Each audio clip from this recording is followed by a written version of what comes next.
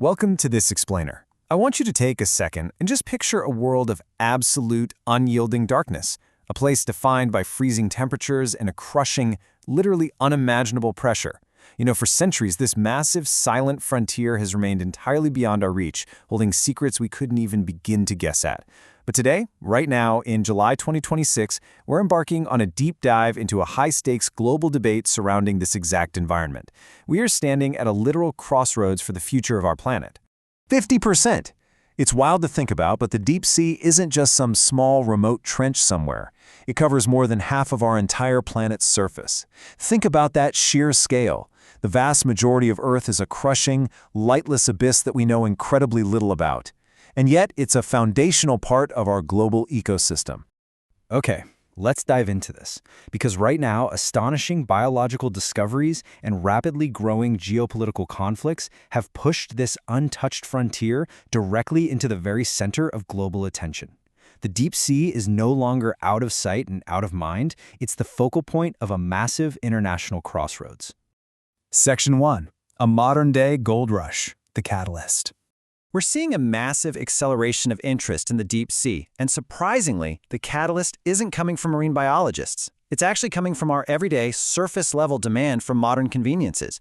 Think about your daily life for a second. Your electric vehicle, your smartphone, the renewable energy grids we're using to fight climate change. All of these require incredibly high volumes of specific raw metals: copper, cobalt, nickel, and manganese. Our modern world literally runs on these materials, and well, we're running out of easy ways to get them on land. So, where exactly are we looking next? Down. Specifically, at polymetallic nodules. These are basically potato-sized mineral deposits scattered across the ocean floor.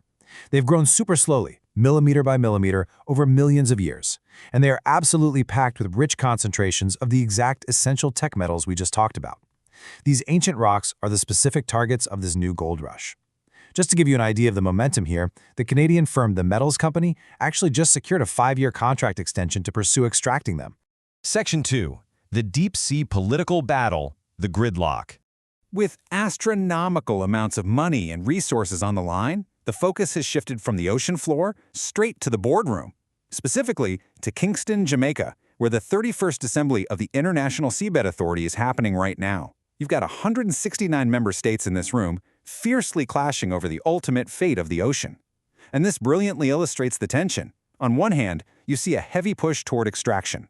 The US and the Trump administration are pushing to fast-track deep-sea mining, proposing the world's first lease sale of more than 31 million acres in federal waters near American Samoa. But on the flip side, there's a rapidly growing coalition pushing for a complete pause. More than 45 countries, including Mozambique, Mauritius, and 7 Pacific nations, now officially support a moratorium. Interestingly enough, American Samoa itself has formally opposed the federal lease proposal and imposed its own moratorium. So we're seeing a total gridlock between those driving to secure resources immediately and those demanding we stop and evaluate. Section 3. Wonders of the Abyss, the Revelation. Because the biggest misconception in this entire debate is that the deep sea is just some lifeless, barren wasteland filled with dead rocks. Actually, scratch that. It is absolutely not. It is an incredibly fragile, vibrant, and living biosphere. Take the number 1100.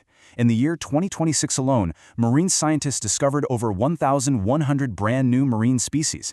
That's over 1,000 living creatures sharing this planet with us that we simply never knew existed until this year. Down in the Atacama Trench, at a mind-bending depth of 7,500 meters, researchers found 3 new species of what they're calling hardcore snailfish.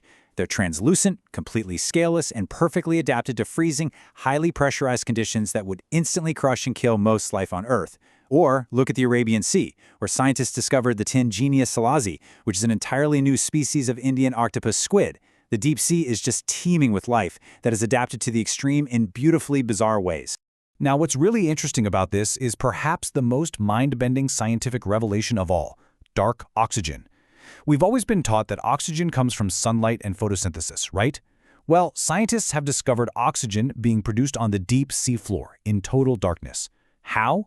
By the metallic nodules themselves. They're literally generating electricity, acting like natural geological batteries on the seafloor. So the exact same potato-sized nodules that are targeted for mining are actually acting as life support systems, sustaining entire deep-sea ecosystems in the pitch black. Section 4. Assessing the irreversible risks. The threat. We have to solemnly ask ourselves, what happens when we introduce massive, heavy mining technology into this perfectly balanced, delicate, pitch-black ecosystem?